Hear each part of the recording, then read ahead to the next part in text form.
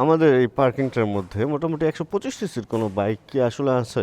Suzuki নাকি এটা? ECS টিএআর, এটা তো মনে হয় সুজুকির একটা স্কুটার। আর ওইখানে নাকি টিভিএস, এটা এটা আসলে কোন ব্র্যান্ড? এটা তো নামই দেখা যাইতেছে না। আচ্ছা, আমরা এটার নামে না যাই, এটা কোনো এক কারণে হয়তো নামটাম তুলে ফেলছে কোনো সাইড থেকেই। প্লেজার, প্লেজার তো মনে হয় হিরো প্লেজার না? আচ্ছা, হবে কিছু একটা। যা বাইক আছে আমাদের পার্কিংয়ে এখন তো সব নাই। বাইক গাড়ি মিলে আমি দেখলাম যে আসলে বাইক ওই একটা স্কুটার ছাড়া আর সবগুলোই হচ্ছে 150 সিসি, অ্যান্ড বাকিগুলো আমার যেগুলো আছে এগুলো একটু বেশি, 250 পর্যন্ত। 250-র উপরে এখন কোনো বাইক আমাদের পার্কিংয়ে নাই। এবং আমাদের পার্কিংয়ে বাইক যদি হিসাব করেন তাহলে 150 সিসির নিচেও বাইক নাই। কিন্তু আমাদের এই পার্কিং দিয়ে যদি হিসাব করেন তাহলে তো আর দেশের হিসাব হবে না। দেশের হিসাব যদি করতে যান তাহলে 125 সিসি বাইকের পরিমাণ এখনও পর্যন্ত আমার মনে হয় সবচেয়ে বেশি। 125 সিসি বাইক আজকে আমরা একটু চালানোরও চেষ্টা করব। এবং চলেন আমরা 125 সিসি নিয়ে একটু আজকে আলাপ করি।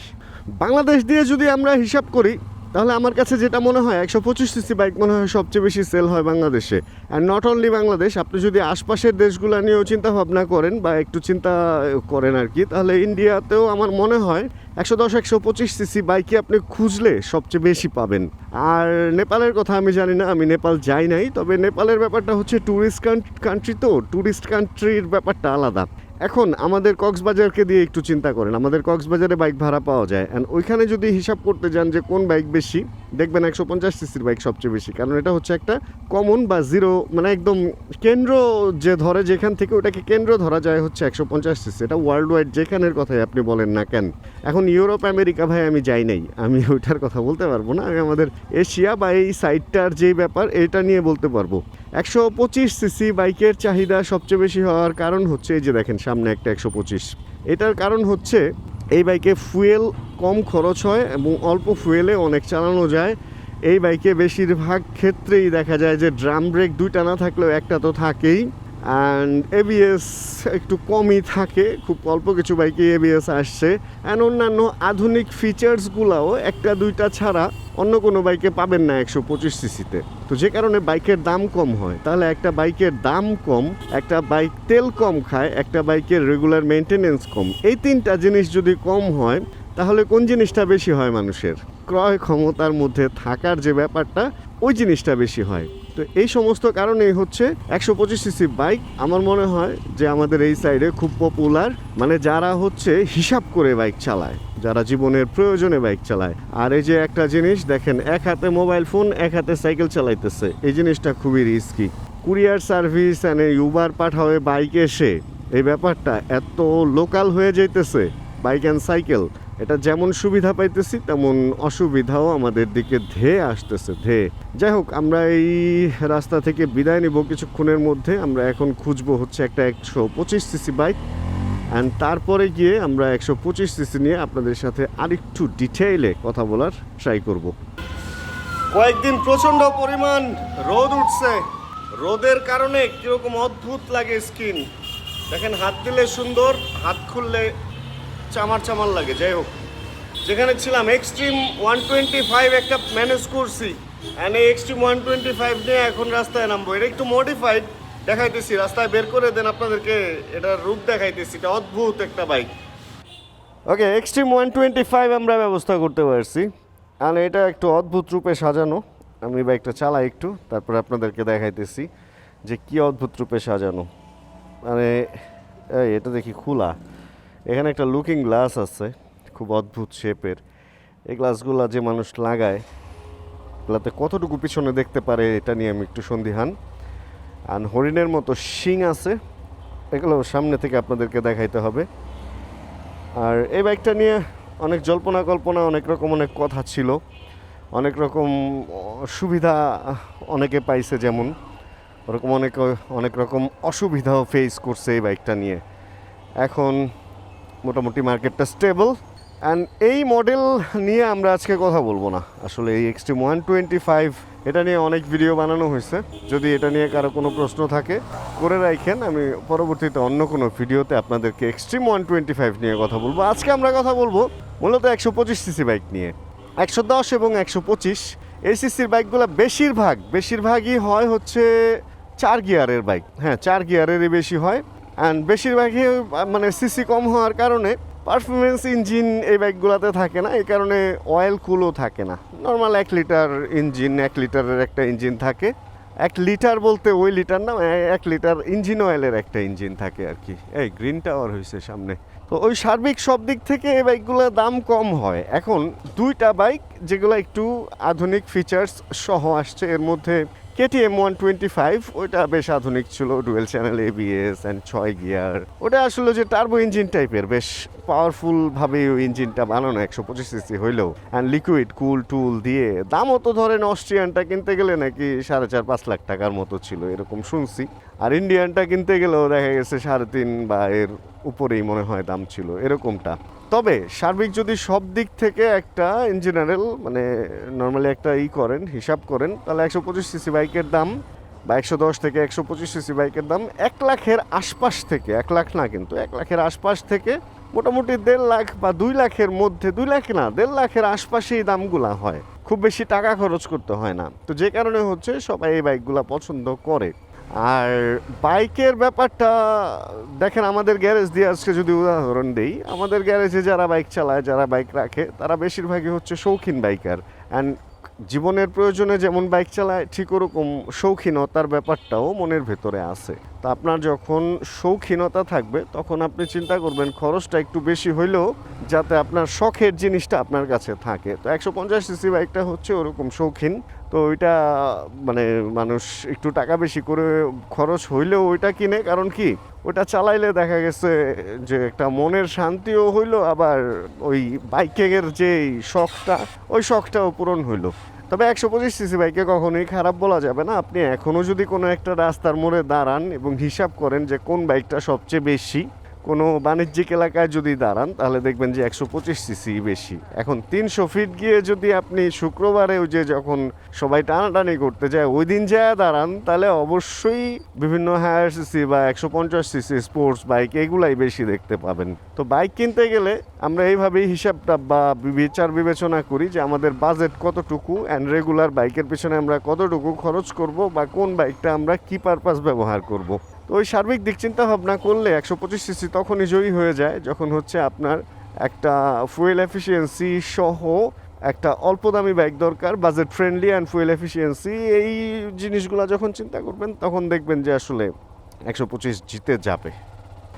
চলেন এবার আর একটু ডিটেল আলাপে আমরা যাই। সেটা হলো 125 সিসি বাইক যদি আপনার পছন্দের লিস্টে থাকে সার্বিক সব কিছু বিবেচনার পর, তাহলে কোন ব্যাপারগুলা আপনি মাথায় রেখে 125 সিসি বাইকটা কিনবেন, কোন ব্যাপারগুলা ইম্পর্টেন্ট। প্রথমত আপনাকে দেখতে হবে মাইলেজ। দেখেন 125 সিসি এমনও বাইক আছে যেগুলোর মাইলেজ দেয় 20 থেকে 22 বা হায়েস্ট 25।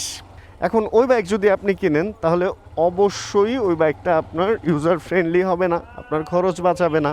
আপনার তারপরে দেখতে হবে হচ্ছে যে 125 সিসি বাইকটা আপনি কিনতেছেন ওইটা কোন ব্র্যান্ডের, এবং ব্র্যান্ড যদি বাংলাদেশে নোন বা ওরকম পপুলার না হয়, তাহলে আপনি সার্ভিস সামনে ভালো পাবেন না। অ্যান্ড সার্ভিস, অনেকে বলে যে সার্ভিস আসলে কতটুকু ইম্পর্টেন্ট, যে কোনো জায়গা থেকে নিলেই তো হয়।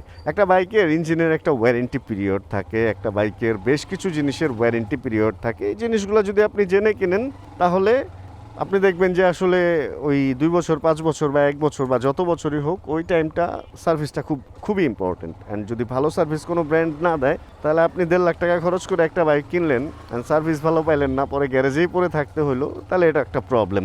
অ্যান্ড তারপরে যে জিনিসটা বিবেচনায় আনবেন, পার্টস অ্যাভেলেবিলিটি। তো অ্যাভেলেবল পার্টস দিতে পারতেছে কিনা। অ্যাভেলেবল পার্টস যদি দিতে পারে, তাহলে আমি বলবো ওই বাইকটা আপনি কিনেন। আর যদি কোনো বাইকের পার্টস আপনি না পান, তাহলে ওই বাইকটা যত কম দামি হোক, আপনাকে ধরেন আমি একটা বাইক সার্বিক সব জায়গায় ওই বাইকটা 1.5 লাখ টাকা দাম, আমি আপনাকে 1 লাখ টাকায় দিলাম, কিন্তু ওই বাইকের আর পার্টস পাবেন না। তো ওই বাইকটা আপনি কয়দিন চালাবেন? বেশি দিন চালাতে পারবেন না। অ্যান্ড পার্টসের অ্যাভেলেবিলিটি অ্যান্ড সার্ভিসের উপরে ডিপেন্ড করে হচ্ছে একটা বাইকের রিসেল ভ্যালু। মানে আপনি ধরেন এই বাইকটা কিনছেন 1,70,75 দিয়ে, এখন যদি সার্ভিস অ্যান্ড পার্টস অ্যাভেলেবল থাকে তাহলে এই বাইকটা কখনো বুড়া হবে না, সবসময় জোয়ান থাকবে, কারণ আপনি যখন যেটা নষ্ট হইতেছে ওটা চেঞ্জ করতে পারতেছেন। তো সেই ক্ষেত্রে এটার মার্কেট ভ্যালুও বেশি থাকবে। ওদিক থেকে হিরোর এই বাইকটাও ভালোই, আমি দেখছি যে এটাই মোটামুটি ওরা সার্ভিস অ্যান্ড পার্টসের সাপোর্টটা দেওয়ার ট্রাই করে। এই জন্য এই বাইকগুলো এখনও পর্যন্ত 1.5 লাখের উপরে সেকেন্ড হ্যান্ড সেল বাই হইতেছে, আমি দেখছি এরকম 55, 57, 60 পর্যন্ত, অথচ 74 মেবি নতুন বা কিছু এদিক সেদিক হইতে পারে, আমার জানা নাই। এই সমস্ত দিক যদি বিবেচনা করেন, অ্যান্ড আরেকটা হচ্ছে লং লাস্টিংয়ের ব্যাপারটা, কোন পার্টসটা কেমন টিকে ওই বাইকের। 2 দিন পর পরে যদি একই জিনিস আপনি পাইতেছেন অ্যাভেলেবল বাট চেঞ্জ করতে হয়, তাহলে তো ভাই ওই বাইক নিয়ে আপনি শান্তি পাবেন না, তাই না? এত চেঞ্জ করে কি শান্তি পাবেন ভাই? শান্তি পাবেন না, এই হলো ব্যাপারটা। তো এই সার্বিক দিকগুলো বিবেচনা করে একটা বাইক কিনবেন। অ্যান্ড আরেকটা সবচেয়ে যেটা, ওই যে সনাতন পদ্ধতি, যে ওই বাইকটা অনেকদিন ধরে চালায়, কি রে ভাই বোতল মারলো কে? দেখেন এই বোতলটা কোনো একটা বিল্ডিং থেকে ফেলছে মাত্রই, কারো মাথায় যদি পড়তো তাহলে অবস্থাটা কি হইতো। পোলাপানরে আসলে শিক্ষা দিতে পারে নাই, বুঝছেন? তাইলে তা বড় মানুষ নিজেই শিক্ষিত না, আর কি কমু, টপ পড়ছে। পোলাপান ফালাইলে না হয় একটা হইল, বড় মানুষ রাস্তার উপরে ফেলে, একটা বোতল ফেলছে, চিন্তা করেন একটা লোকের মাথায় পড়লে কি অবস্থা হইতো। আচ্ছা, যেখানে আমরা ছিলাম, সনাতন পদ্ধতিটা হচ্ছে আপনি একটা বাইক কিনবেন, ওই বাইকটা যে চালায়, মানে দীর্ঘদিন চালায়, এবং অবশ্যই লোকটা বুদ্ধিমান হইতে হবে, ওই লোকের সাথে পরামর্শ করবেন। এবং ভিডিও যদি দেখতে চান ভাই, ইনফ্লুয়েন্সাররা অনেকেই সেল হয়ে গেছে, ইনফ্লুয়েন্সাররা না আসলে, ইনফ্লুয়েন্সার কিছু যে হাব আছে, গ্রুপ আছে, এখানে অনেকেই সেল হয়ে গেছে। নতুন একটা বাইক আসলে যে ইনফ্লুয়েন্সারই ওই বাইক নিয়ে কথা বলবে, ওই বাইকের ভালো ছাড়া খারাপ কেউ বলবে না, কারণ ব্র্যান্ড থেকে যখন বাইক দেয় তখন কিছু টার্মস অ্যান্ড কন্ডিশন থাকে। তো টার্মস অ্যান্ড কন্ডিশনের আন্ডারে আপনি যখন একটা বাইক নিয়ে রিভিউ করবেন, সব বাজে ব্যাপারগুলো বলতে পারবেন না। নতুন একটা বাইক আসলে ওইটার ফিচার্স নিয়েই আলাপ আলোচনা করা হয়, ওটার ভালো মন্দ দিক আলাপ আলোচনা করা হয় না। এমন একটা মানে নির্ভরযোগ্য লোকের কাছ থেকে কথা শুনবেন যে হচ্ছে ওই বাইকটা রেগুলার চালায় এবং ওই বাইকটার অবস্থা কি। আরেকটা ভালো বুদ্ধি দেই, ওই বাইকের সার্ভিস সেন্টারে যাবেন অফিসিয়াল, অ্যান্ড যারা সার্ভিস করাইতেছে তারা যে বেশি কিলো চালাইছে এদের পরামর্শ নেবেন, বাইক কেমন কি।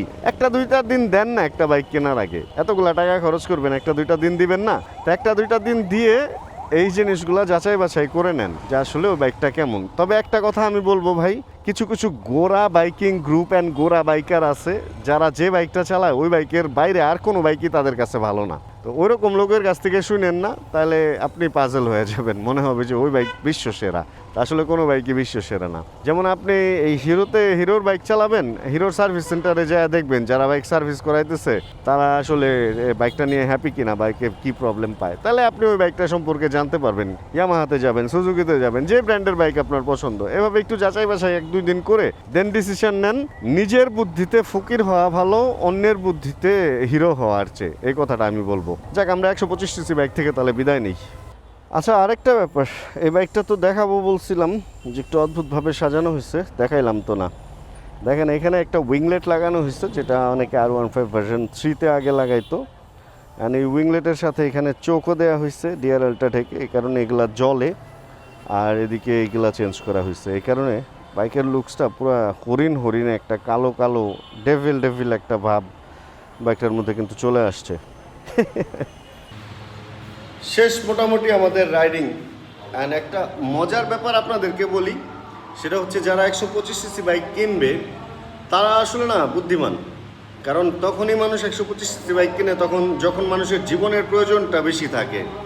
তো জীবনের প্রয়োজন যখন বেশি, তখন মানুষ এমনিতে অনেক রকম অভিজ্ঞতা নিয়ে ফেলে। তো ধরেন একটা মেডিসিন রিপ্রেজেন্টেটিভ, সে একটা বাইক কিনবে, সে অবশ্যই তার আশপাশে যারা এটা নিয়ে কাজ করে তাদের সাথে পরামর্শ নিয়েই এই বাইকটা কিনবে, তাই না? কারণ তারাও তো এই বাইকটাই চালায়, বা যেটা ভালো সেটাই চালায়, এবং অন্যের ভুল থেকেই আমরা শিক্ষা নিই। তো যার যেটা প্রয়োজন সে সেটা অন্যের ভুল থেকে বা নিজের ভুল থেকে বিভিন্নভাবে এক্সপিরিয়েন্স নেয়, আর আরেকজন যখন জানতে চাবে তখনও তাকে জানায় দেয়। আরেকটা জিনিস কি জানেন, যত দামি জিনিস তত একজন আরেকজনকে ইনফরমেশন শেয়ার করবে না, এবং যত ইকোনমি জিনিস আপনি কিনবেন তখন একজন আরেকজনকে ইনফরমেশন শেয়ার করবে। এই জিনিসটা দেখেন, এই জিনিসটা হয়। তো আমরা এই ভিডিও থেকে এখানে আজকে বিদায় নেব। প্র্যাকটিসে এই ভিডিওটা আপনাদের ভালো লাগছে, যদি ভিডিও ভালো লাগে ছোটো করে একটা লাইক দিয়ে দেন। চ্যানেলে যদি নতুন হন প্লিজ সাবস্ক্রাইব করে হয়ে যায় আমাদের family member.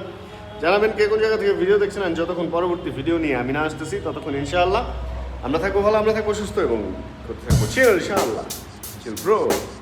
Check the mic and make sure it sound right, boys.